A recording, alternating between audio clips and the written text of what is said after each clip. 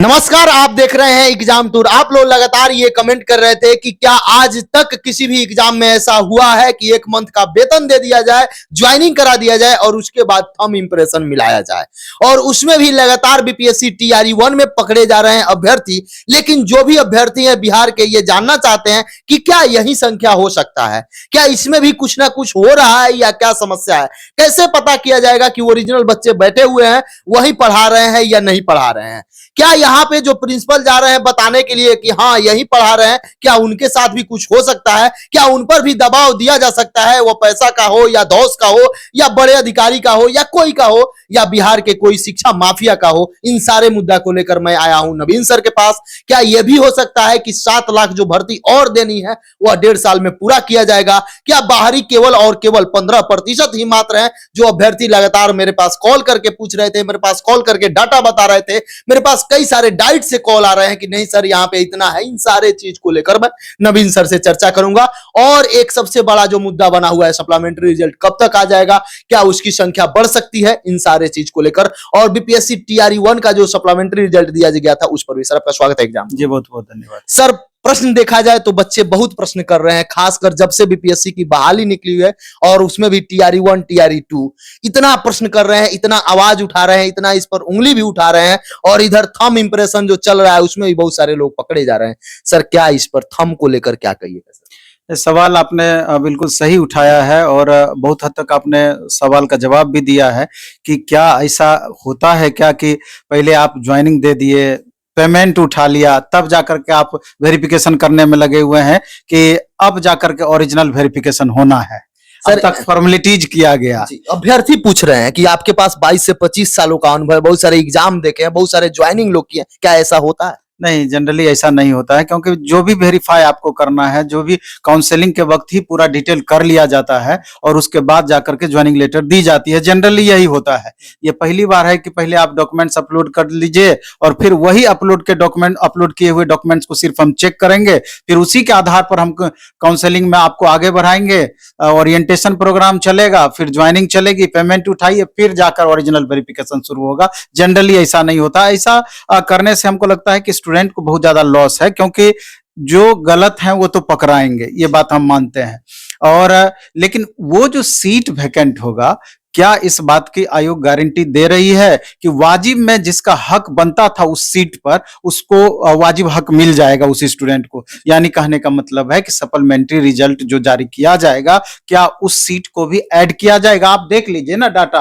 आप 4 जनवरी को 14 स्टूडेंट पकड़ाया, 5 जनवरी को 32 स्टूडेंट पकड़ाया, 6 जनवरी को 29 पकड़ाया, 8 जनवरी को 45, 9 जनवरी को 39, 10 जनवरी को 67, 11 जनवरी को 39 और डे बाय डे में डेली अभी पकड़ा रहा है। सवाल ये उठता है कि इतने तो पकड़ा गए हैं, बहुत ऐसे भी होंगे कि इसमें भी बच के निकल गए होंगे, लोकल स्तर पर मैनेज कर लिए होंगे क्योंकि प्रिंसिपल पर दबाव पड़ गया होगा निश्चित रूप से, क्योंकि लोकल में लगातार देखा जाता है इस तरह का कि दबाव देकर के अपना काम निकाल लेते हैं। ऐसा संभव है।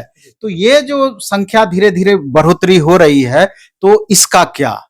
अभी आप देखेंगे कि जो टीआरई 1 का फिर से कुछ रिजल्ट 41 या 43 रिजल्ट जारी किया गया है। उसमें ये बताया गया है कि जो 1700 स्टूडेंट दावा आपत्ति किए थे उसमें तो बहुत पर कानूनी कार्रवाई भी शुरू कर दी गई कि डिबार भी कर दिया गया कि आपने लीक से हट करके क्वेश्चन पूछा था। हमने जो दायरा फिक्स किया था क्वेश्चन पूछने का, उससे बाहर हट करके क्वेश्चन पूछा। आखिर वो क्वेश्चन स्टूडेंट क्यों पूछे? उनको डाउट था, दिक्कत थी, वो बात समझ नहीं पा रहे थे, इसलिए वो क्वेश्चन पूछे।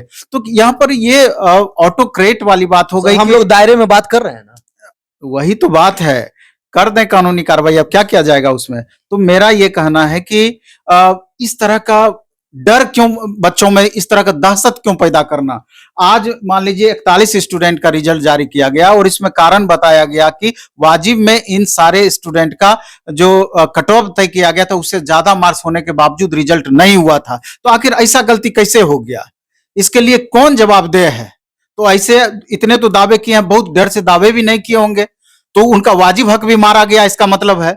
तो बहुत सारे ऐसे ऐसे कारण हैं, बहुत सारे ऐसे ऐसे रीजन हैं कि जहां पर लगता है कुछ ज्यादा ही हो रहा है, इतना होना नहीं चाहिए था आयोग की तरफ से।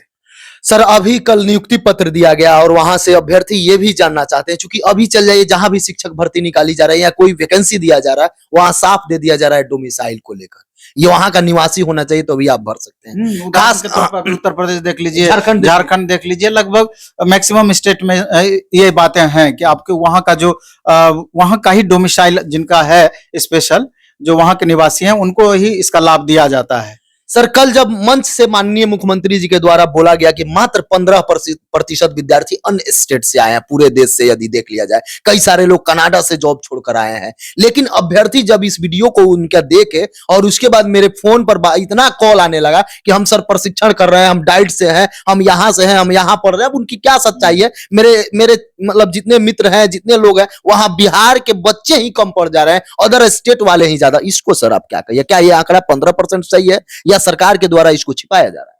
नहीं, ये तो एग्जैक्ट डेटा सरकार ही बता सकती है कि क्योंकि एग्जैक्ट डेटा उनके पास ही है। तो मेरा कहना है कि जनता को ये जानने का अधिकार है कि वास्तविक रूप से कितने परसेंट स्टूडेंट को, और उसकी वास्तविक संख्या भी बताई जाए, क्योंकि जिस तरीके से आप बताए कि 96,000 फलना, इतना एकदम एग्जैक्ट आप डेटा बताए कि इतने स्टूडेंट को बहाली दी गई, तो यहाँ पर इनका भी डेटा आना चाहिए था कि वास्तविक में कितने कैंडिडेट अदर स्टेट वाले आए। क्योंकि अभी आप देखेंगे जैसा कि आप बताए कि डाइट से अन्य जगहों से लगातार स्टूडेंट बोल रहे हैं कि 75 में से 50 स्टूडेंट बाहर वाले ही हैं, मतलब कि आधे से ज्यादा बताया जा रहा है कि बाहर वाले हैं। तो ये डेटा बताया जा रहा है अलग अलग जगहों से, लेकिन वो डेटा का आंकड़ा आप एग्जैक्ट आपके पास नहीं है, इसलिए आप इसको कंफर्म नहीं कर सकते हैं। इसका एग्जैक्ट डाटा सरकार के पास ही होगा, लेकिन सरकार को इससे रिलेटेड पूरा का पूरा डेटा रिलीज करना चाहिए।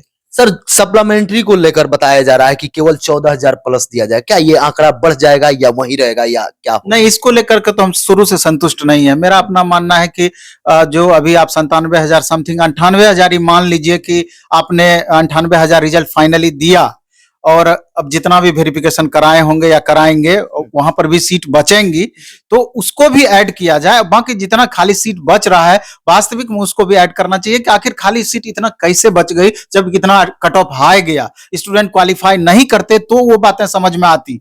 तो इसलिए ये बड़ा विवादास्पद यहाँ पर थोड़ा प्रश्न है कि 14,000 समथिंग ही क्यों, इससे अधिक क्यों नहीं? वैसे देखा जाए तो वाजिब में 30,000 प्लस कम से कम रिलीज होना चाहिए सप्लीमेंट्री रिजल्ट, लेकिन एक तरीके से 14,000 समथिंग दे करके बहुत बच्चों को निराश यहाँ पर किया जा रहा है।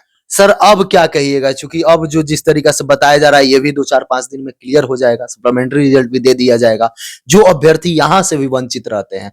और जैसा हर बार जिस तरीका से क्वेश्चन का लेवल रहा, एक सबसे बड़ा अभी भी कोर्ट में भी मामला चला गया है भाषा को लेकर, भाषा। और कल देखे हुए कुछ सारे चैनल वाले 1-2 साधारण प्रश्न भी पूछ रहे थे, कम से कम उतना प्रश्न को तो उम्मीद बीपीएससी के से किया जा सकता है, जो शिक्षक बहाल हुए हैं, आम जनता को तो उतना सोच सकती है कि इतना तो बता देंगे। सर ऐसा कैसे? नहीं, ये तो हमको भी समझ में नहीं आ रही है कि उपराष्ट्रपति पूछ दिया नहीं बता पाए, अतुल सर के नाम, हाँ, अध्यक्ष का नाम नहीं बता पाए। ये एक बड़ा प्रश्न चिन्ह उत्पन्न करता है कि जब बीपीएससी इतना टाइट होकर के एग्जाम ली, क्वेश्चन का लेवल भी मॉडरेट टू टफ था, तब जाकर के ये साधारण सवाल वो छात्र वास्तविक में क्यों नहीं बता पाए? क्या वो सही में वो छात्र थे क्या इस बार का टीआरई का? ये एक बड़ा प्रश्न चिन्ह है। दूसरा कि जिस तरीके से आप सवाल उठाए कि लैंग्वेज को लेकर के, भाषा को लेकर के, कि वो मामला कोर्ट में भी चला गया। मान लीजिए कि कोई केरला का या नागालैंड का बताया गया कि 1 to 5 साउथ के भी स्टूडेंट यहाँ ज्वाइन किए हैं,